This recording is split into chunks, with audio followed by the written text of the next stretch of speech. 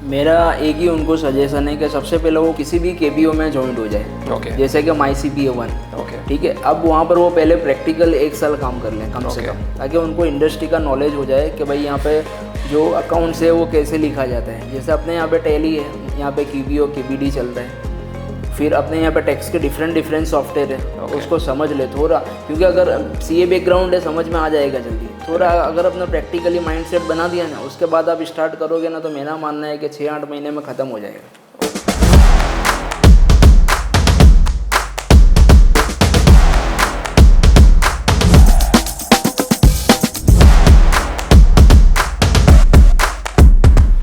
Hello everyone, welcome back to Careers Unlocked with MyCP1 Academy.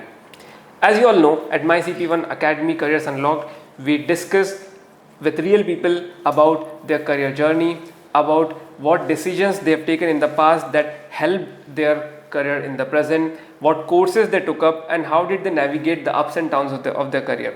हम लोगों ने यहाँ पे अभी तक काफ़ी डिफरेंट बैकग्राउंड वाले लोगों से बात करी, किसने कुछ कोर्स किया था, किसी ने कुछ कोर्स किया था, एंड उन कोर्सेज से उनको क्या हेल्प मिला और वो कैसे अपने करियर को बना पाए। सिमिलरली हमारे उसी डिस्कशन को आगे बढ़ाते हुए आज हमारे साथ में एक बहुत ही इंटरेस्टिंग पर्सनालिटी है मिस्टर ताहिर शेख। वो आज हमारे साथ में बात करेंगे कि कैसे उन्होंने कोई कोर्स लिया और उस कोर्स ने उनका करियर का जर्नी चेंज किया। वो हमारे साथ में अपने स्ट्रगल्स शेयर करेंगे, वो हमारे साथ में अपने सक्सेस के पॉइंट्स शेयर करेंगे और वो ये टिप्स भी शेयर करेंगे उन लोगों के साथ में जो लोग अभी स्टिल कंसिडर कर रहे हैं कि उन्हें क्या कोर्स करना चाहिए अगर वो कहीं अटक गए हैं या उन्हें कोई डायरेक्शन नहीं मिल रहा है। तो थैंक्स अलॉट ताहिर आज हमारे साथ में इस डिस्कशन में आने के लिए एंड आपका टाइम देने के लिए। ताहिर, मैं सबसे पहले स्टार्ट करूंगा आपसे ये पूछ के कि आप अपना थोड़ा बैकग्राउंड बताइए सब लोगों को, ताकि लोगों को एक कॉन्टेक्स्ट मिल पाए और वो लोग समझ पाएँ कि क्या कोर्स करने से वो कहाँ जा सकते हैं। थैंक यू एबो। मेरा नाम ताहिर है और मैं अहमदाबाद में ही पैदा हुआ और यहाँ पे ही पला बड़ा हूँ। मैंने स्कूलिंग की थी अंजुमन इस्लाम हाई स्कूल से, 12th क्लास वहीं से मैंने क्लियर किया और बाद में मैंने सिटी कॉलेज अहमदाबाद से मेरा ग्रेजुएशन कंप्लीट किया। उसके साथ में ही मैंने CA स्टार्ट कर रखा था, जो मेरा इंटर कंप्लीट हुआ 2017 में, और उसके बाद फिर मैंने CA से ड्रॉप आउट कर दिया। बाद में फिर मैंने CA के वहीं पे, यानी जहाँ पे आर्टिकलशिप स्टार्ट की थी, आर्टिकलशिप ख़त्म होने के बाद मैंने वहीं पे जॉब स्टार्ट कर दी, क्योंकि उस टाइम पे 1 जुलाई 2017 के अंदर नया GST लॉन्च हुआ था। तो इंडियन मार्केट बहुत हाइक पे था, उसके हिसाब से बहुत ज़्यादा टैक्स के अंदर चेंजेस आए थे। तो वो फिर नया सीखना था मुझे, तो मैं भी यानी इसी के अंदर लग गया था और इसमें काम भी बहुत मिल रहा था। ओके। तो फिर वो मैंने स्टार्ट किया और 3 साल में अच्छा खासा मैंने भी यानी उसके अंदर ग्रो कर लिया था। GST के अंदर, टैक्स के अंदर, ऑडिट के अंदर, क्योंकि अपना बैकग्राउंड ही CA के अंदर वही रहता है सबसे ज़्यादा, और आर्टिकलशिप में अपने बहुत सारे रिटर्न बनाए होते हैं, तो वो अपना एक सबसे बड़ा प्लस पॉइंट रहता है। फिर जब ये जैसे कोविड आया, तो कोविड के बाद ये जो इंडियन मार्केट में बहुत ज़्यादा इसकी मार पड़ी थी, और जिसकी वजह से जो फाइनेंशियल लॉस भी हुआ और कुछ लोगों की जॉब भी चली गई, या फिर 50% सैलरी पे उनको काम करना पड़ा। तो जब मैंने ये चीज़ फेस की, जब उसी टाइम पे मैंने डिसाइड किया था कि अब मुझे कुछ और सोचना चाहिए। सो आपने बताया कि आपने CA इंटर क्लियर किया, उसके बाद में आपने किसी CA के साथ में काम किया एंड देन फिर आपने अगला स्टेप लिया। आपने जब बोला कि आपको जब कोविड की वजह से एक डिसीजन लेने का एक पॉइंट मिला आपको कि आपको अब कुछ और सोचना है, तो उस टाइम पे आपने फिर क्या नया स्टेप लिया, क्या ऐसा अलग किया जिससे आपका करियर चेंज हो पाया? यानी उस टाइम पे जब मैंने CA के वहाँ पे प्रैक्टिस स्टार्ट की थी, तो उसी टाइम पे मेरे कुछ कलीग्स थे, तो वो लोग ऑलरेडी KPO में काम कर रहे थे। ओके। तो जब कोविड के टाइम पे मेरी उनसे कॉल पे बात होती थी, तो उनको तो वर्क फ्रॉम होम चल रहा था, फुल सैलरी मिल रही थी, तो उनका तो सब अच्छे से चल रहा था और मैनेज हो रहा था। और ऐसा भी था एक कुछ फर्म के अंदर कि अगर काम नहीं है फिर भी उनको फुल पेमेंट किया गया है। जो चीज़ अपने इंडियन में नहीं देखने मिलती। तो उस टाइम पे मेरे को भी ऐसा लगा कि भाई मैंने भी अगर कोई KPO में ज्वाइन कर लिया होता तो शायद आज भी अपनी फाइनेंशियल कंडीशन सही होती। फिर उसके बाद 2021 1 जनवरी 2021 से मैंने एक CPA फर्म ज्वाइन करी। और वहाँ पे यानी एज अ फ्रेशर। अब भी वहाँ पर क्या क्वेश्चन आता है कि अगर अपने पास इंडियन का 10 साल का भी एक्सपीरियंस है, तो वो लोग हमें सिर्फ एज अ फ्रेशर ही काउंट करेंगे। तो फिर मैं वहाँ पर गया, वहाँ पे मैंने वर्क स्टार्ट किया। तो पहले मेरे को उन्होंने APAR का काम करवाया, जो अकाउंट्स पेबल अकाउंट रिसीवेबल। फिर कुछ टाइम हुआ, 2-3 महीने के बाद मुझे अकाउंटिंग में शिफ्ट किया, जो KBO KBD।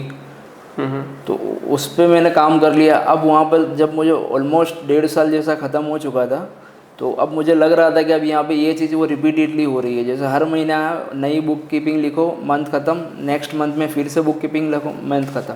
तो वो चीज़ वो रिपीटेड है। अब मुझे कुछ नया सीखना था। तो वहाँ पर मैंने बात करी कि भाई मुझे टैक्स में ले लो अब, या टैक्स में मुझे मूव कर दो। तो वहाँ पे इतनी वैकेंसी नहीं थी टैक्स के अंदर। तो फिर मैंने वहाँ से यानी रिज़ाइन रखा, और उसके बाद मैंने माई CPA 1 का नाम सुना था, यहाँ पे इंटरव्यू दिया। तो मेरा जो 2 साल का एक्सपीरियंस था US का KPO इंडस्ट्री का, तो वो ये लोग यहाँ पर माई CPA 1 वालों ने उसको कंसिडर करा और मुझे एज ए कंसल्टेंट थे कि यहाँ पे हायर कर लिया। ओके। और फिर बाद में जैसे यहाँ पे कैसा है कि मैनेजर हैं अलग अलग, जैसे अपॉइंटमेंट तो हो गया, वो किस मैनेजर के अंडर में काम करेगा वो बाद में डिसाइड किया जाता है। तो मेरा जो सिलेक्शन हुआ था वो राजेश सर के अंदर।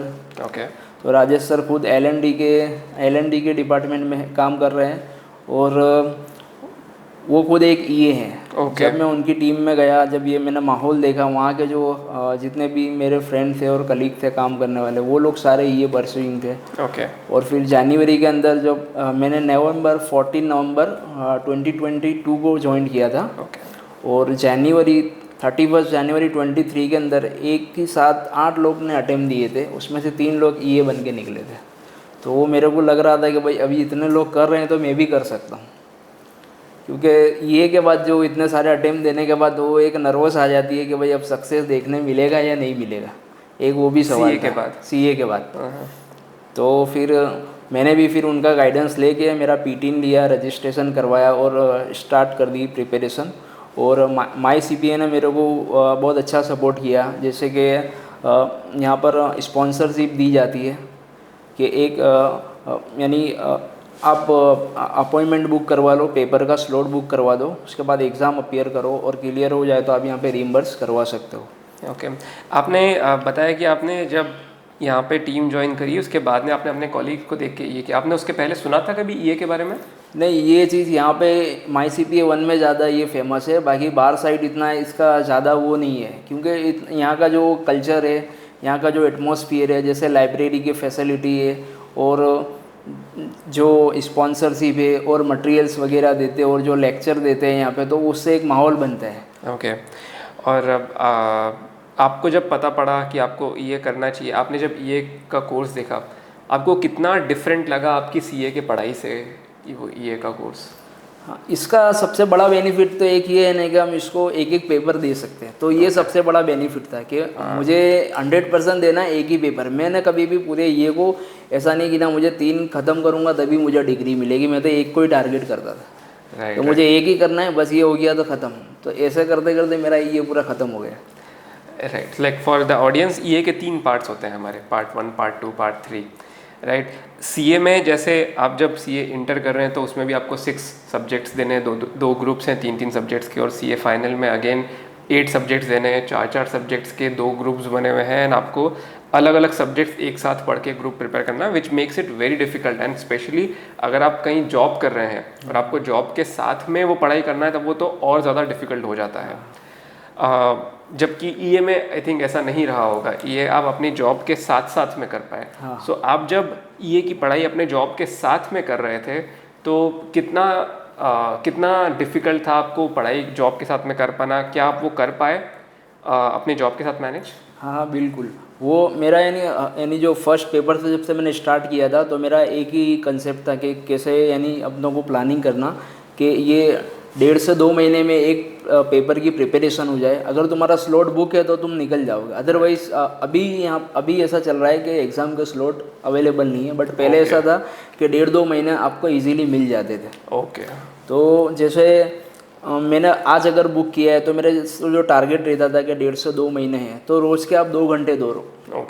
आपकी जो जॉब टाइमिंग है, जैसे मेरा 3 से 12 का था, 12 के बाद मैं 2 घंटे बैठता था, यानी 2:30 बजे तक आसपास। तो रोज़ के डेली के 2 घंटे दो और वीकेंड में 4-5 घंटे दे दो, तो ये इतना इनफ है मेरे हिसाब से। ओके। जबकि अगर आप CA कर रहे हैं तो आपको इजीली 10 से 12 घंटे की पढ़ाई लगती है फॉर 3 to 4 months, तब जाके आप कहीं पे ट्राई कर सकते हो CA फाइनल को अटेम्प्ट कर पाना. So I think that's a very very fair point. And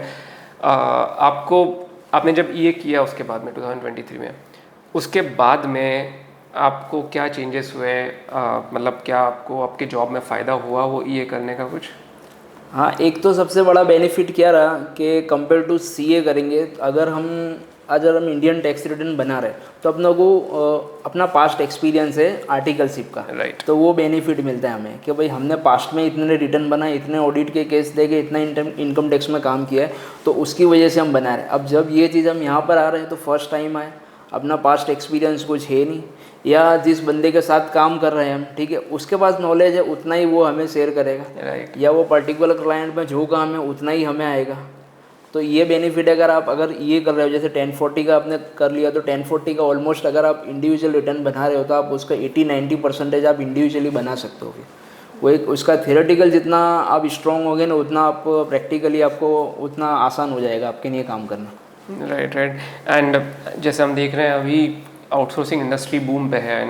India को ही मैक्सिमम आउटसोर्सिंग इंडस्ट्री के ग्रोथ होने का फ़ायदा मिल रहा है. सो ये काम और बढ़ने ही वाला है इंडिया में. सो आई थिंक ये बहुत सही टाइम है किसी को भी EA जैसा कोई कोर्स परस्यू करने के लिए, स्पेशली जब वो इतना ईजी है, इतना डिफिकल्ट नहीं है वो कोर्स परस्यू करना एज़ कम्पेयर टू जो अदर कोर्सेज हैं जैसे CA CS जो हम लोग इंडिया में परस्यू करना चाहते हैं करियर बनाने के लिए. अगर आप कुछ टिप्स देना चाहोगे फॉर पीपल जो लोग अभी स्टक है उनके करियर में, या तो CA इंटर या CA फाइनल में कहीं पे स्टक है और वो उस लूप से बाहर नहीं आ पा रहे हैं, वो फिर भी अटेम्प्ट के बाद अटेम्प्ट देते जा रहे हैं, और उन्हें ऐसा लगता है कि अगर मैं CA या CS नहीं बना तो मेरा करियर ख़त्म हो गया है, तो मेरे पास में कुछ भी नहीं है, तो आप क्या टिप्स दोगे उनको?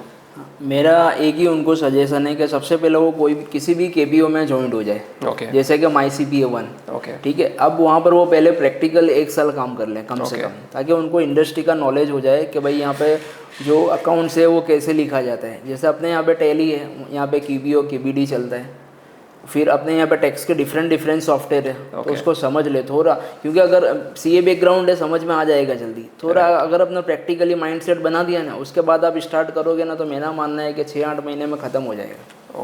ओके. सो आपका ये सजेशन है कि उस लूप से बाहर आओ, बाहर दुनिया देखो. बहुत सारे अपॉर्चुनिटीज़ हैं. आप किसी KPO को ज्वाइन करके किसी आउटसोर्सिंग इंडस्ट्री में ज्वाइन कर सकते हो, और आप उसके बाद में EA हुआ, काफ़ी सारे कोर्सेज हैं, आप वो कोर्सेज परस्यू कर सकते हो. I think that was very good and that was very informative.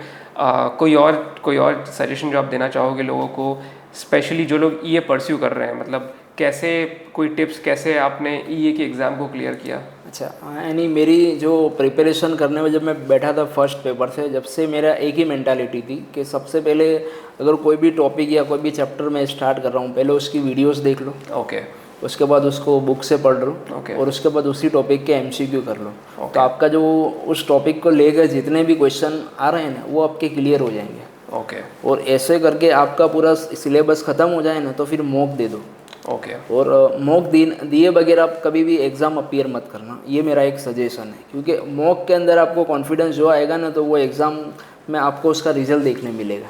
Right. So mock test ज़रूर देना चाहिए. हाँ, मॉक देना चाहिए मेरे हिसाब से तो. Okay. Well, I think very informative and very helpful tips for people who are appearing for EA exam. And मैं यही आखिरी में एक प्लग करना चाहूँगा हमारे बारे में कि हम MyCPA1 अकेडमी के ऊपर हमारे पास मॉक भी हैं और MCQs भी हैं, सारे वीडियोस भी हैं. जैसे ताहिर ने बोला, रिसोर्सेज काफ़ी हेल्पफुल हैं. So please visit us. At the end, thanks a lot Tahir, आपने यहाँ टाइम दिया, आपने इतनी इन्फॉर्मेशन शेयर करी काफ़ी लोगों के साथ में. बहुत हेल्पफुल डिस्कशन था काफ़ी सारे लोगों के लिए. Thank you.